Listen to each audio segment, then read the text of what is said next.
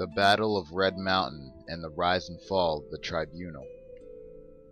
The following is a transcript of the words of Lord Vivek addressed to a dissident priest, Malor O'Main, who confronted Vivek with the Ashlander traditions surrounding the Battle of Red Mountain and with prophecies of the Nerevarine, and to unnamed magistrates of the Inquisition who joined Vivek in interrogating the dissident priest.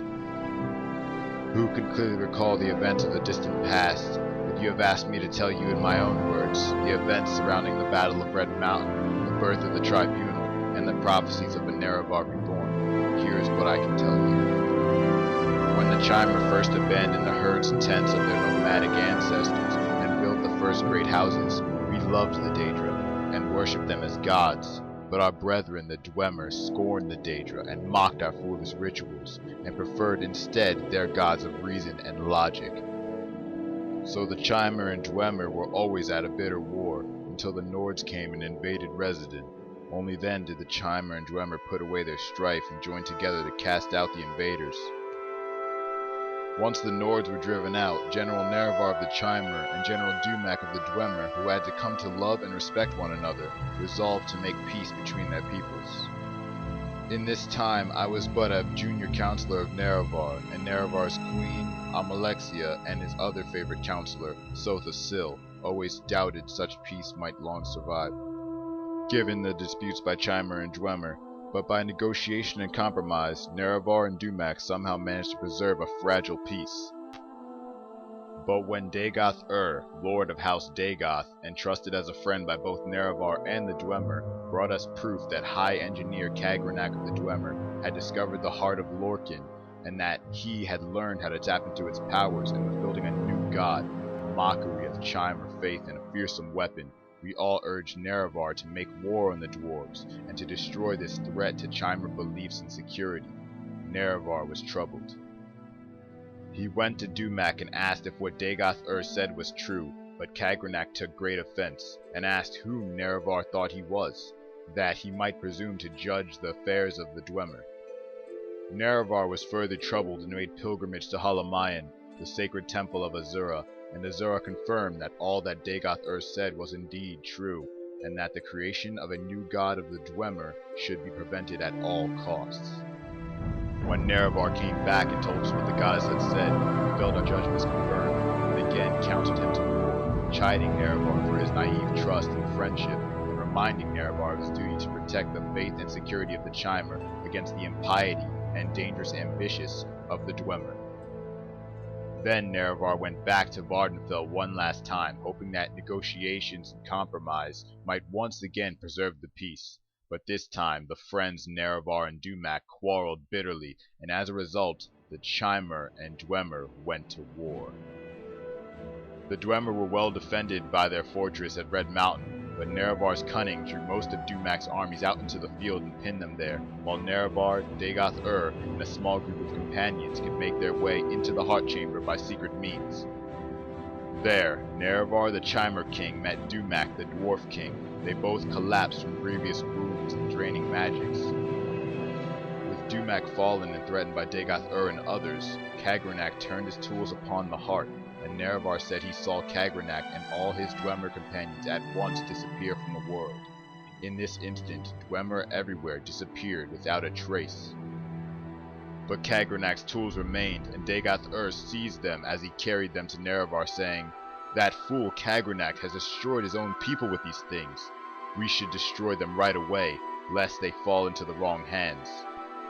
But Nerevar was resolved to confer with his queen and his generals who had foreseen this war would come, and whose counsel he would not ignore again.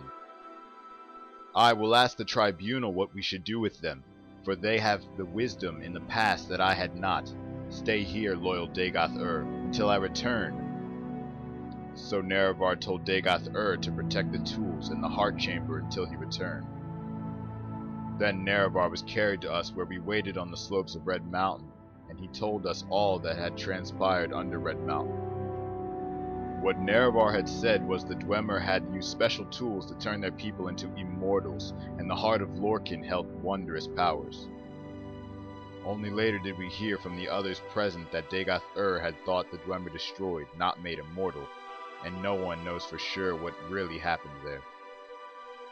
After hearing Nerevar, we gave our counsel as requested, proposing we should preserve these tools in trust for the welfare of the Chimer people.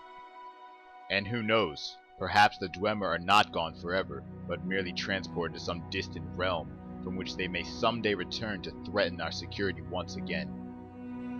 Therefore, we need to keep these tools, to study them and their principles, so that we may be safe in future generations. And though Nerevar voiced his grave misgivings, he was willing to be ruled by our council, under one condition, that we all together should swear a solemn oath upon Azura that the tools would never be used for the profane manner that the Dwemer had intended. We all readily agreed and swore solemn oaths at Nerevar's dictation. So then we went with Nerevar back into Red Mountain and met with Dagoth-Ur. Dagoth-Ur refused to deliver the tools to us, saying that they were dangerous and we could not touch them. Dagoth-Ur seemed to be irrational, insisting that only he could be trusted with the tools, and then we guessed that he had somehow been affected by his handling of the tools. But now I feel sure that he had privately learned the powers of the tools, and had in some confused way decided he must have them for himself.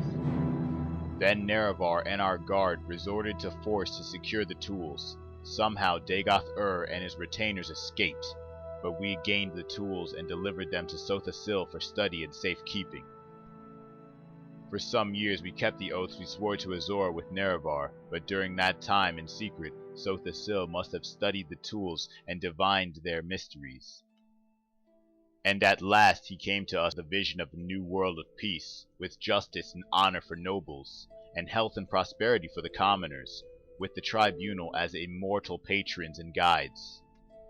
And dedicating ourselves to this vision of a better world, we made pilgrimage to Red Mountain and transformed ourselves with the powers of Kagranak's tools. And no sooner than we had completed our rituals and begun to discover our newfound powers, the Daedra Lord Azura appeared and cursed us for our forsworn oaths. By her powers of prophecy, she assured us that her champion Nerevar, true to his oath, would return to punish us for our perfidy, and make sure such profane knowledge might never again be used to mock and defy the will of the gods. But Sotha-Sil said to her, "The old gods are cruel and arbitrary, and distant from the hopes and the fears of Myrrh. Your age is past. We are the new gods, born of flesh, and wise and caring of the needs of our people. Spare us your threats and chiding, inconstant spirit. We are bold and fresh, and will not fear you." And then, in that moment, all Chimer were changed into Dunmer, and our skins turned ashen, and our eyes into fire. Of course, we only knew at that time that this had happened to us, but Azura said, "This is not my act, but your act.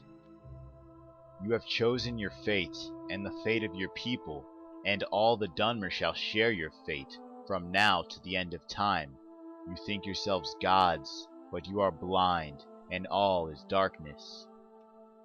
And Azura left us alone in darkness, and we were all afraid, but we put on brave faces, and went forth from Red Mountain to build the new world of our dreams.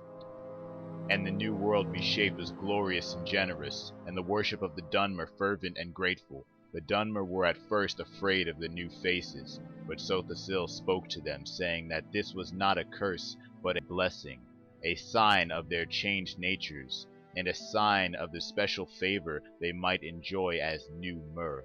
No longer barbarians trembling before ghosts and spirits, but civilized Myrrh, speaking directly to their immortal friends and patrons, the three faces of the Tribunal.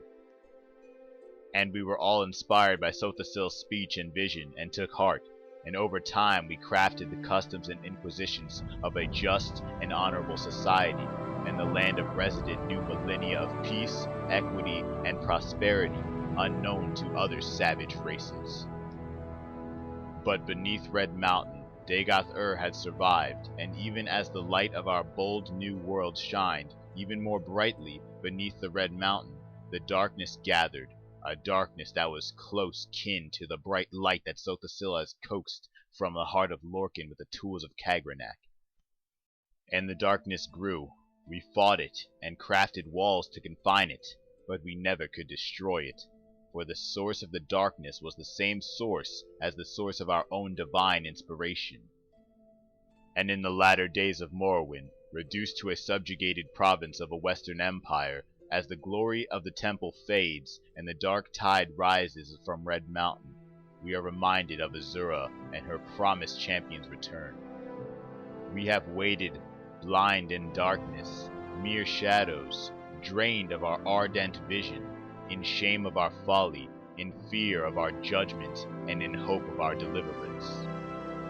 We do not know if the Outlander claiming to fulfill the prophecies of the Nerevarine is our old companion Nerevar Reborn, or a pawn of the Emperor, or a cat's paw of Azura, or some simple twist of fate.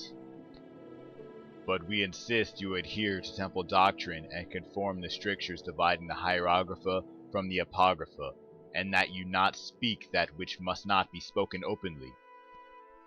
Act as a dutiful priest should, in accordance with your vows of obedience to the canons and arcanons, and all will be forgiven. Defy me, and you will know what it is to stand against a god. Vivek. On a brighter note, not everything in history had to be forged through war. Many guilds have been created across Tamriel, but one very important one has been producing some of the brightest pupils around, and has been the very prestigious Mages Guild. A new story awaits.